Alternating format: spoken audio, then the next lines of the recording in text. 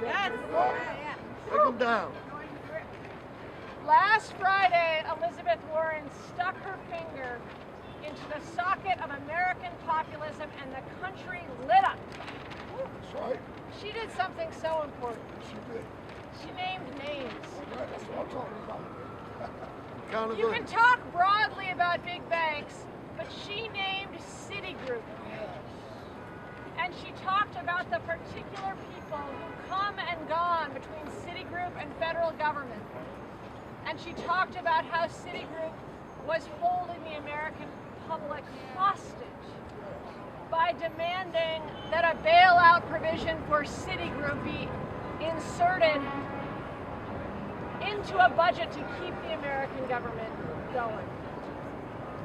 Well, the provision that was inserted is something that's very personal to me. It's this swaps push-out provision. All right, speak on it. Was called Section 716 in the Dodd-Frank Act of 2010. So TJ told me I might be getting a little technical, but we have to get a little technical. I get real technical.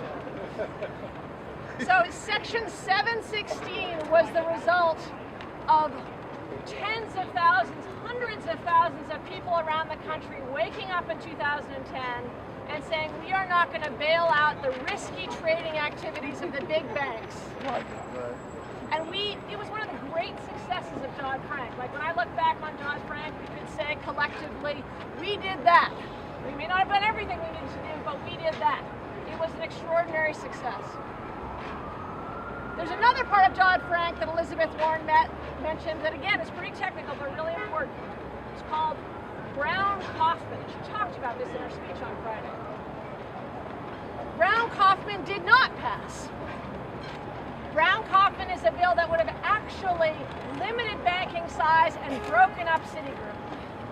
That's what we need. And on May 6th, 2010, at 8:52 at night, Brown-Kaufman was hastily brought to the floor in the dead of night, and it failed 33-60.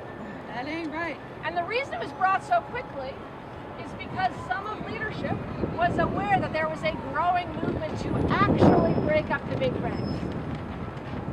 But the reason it's a tragedy is because had we passed Brown-Kaufman, the banks would have less political power, and we might not have to be here today talking about the swaps push-out provision. That's right, that's right. So now we have to go back to fundamentals.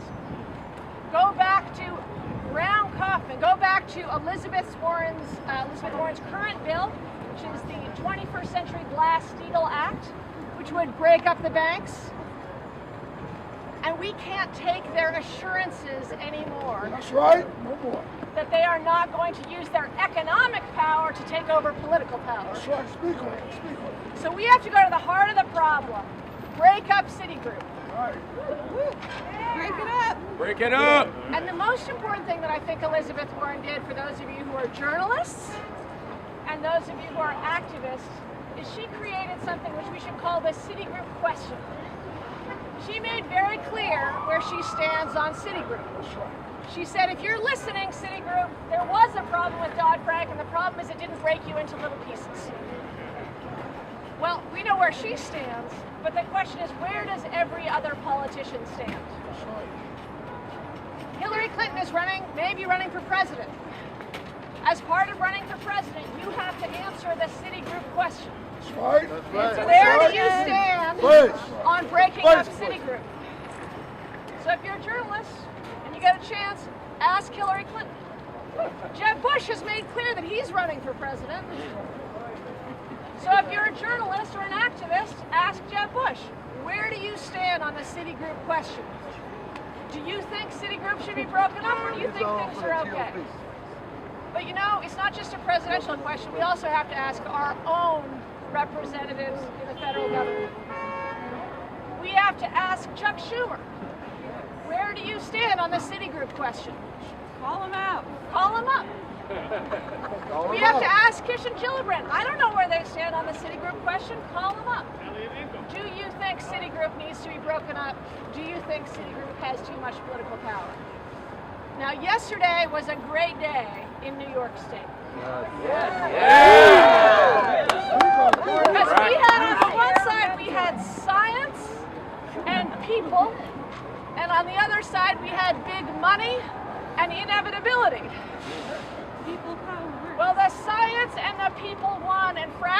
ban it. And that's because of 5 years of you guys following around Andrew Cuomo, showing him the science. How it works. And you scared Stop breaking with us.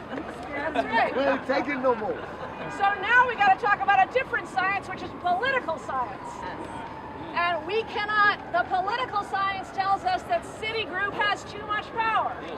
So let's take that political science and that people power to Chuck Schumer, to Gillibrand, to Hillary Clinton, and to anybody else who wants to speak for us, and ask them that Citigroup question until they are forced to answer, as Andrew Cuomo answered the fracking question yesterday. Let's ban this too big to fail oligarchic future. Thank you very much.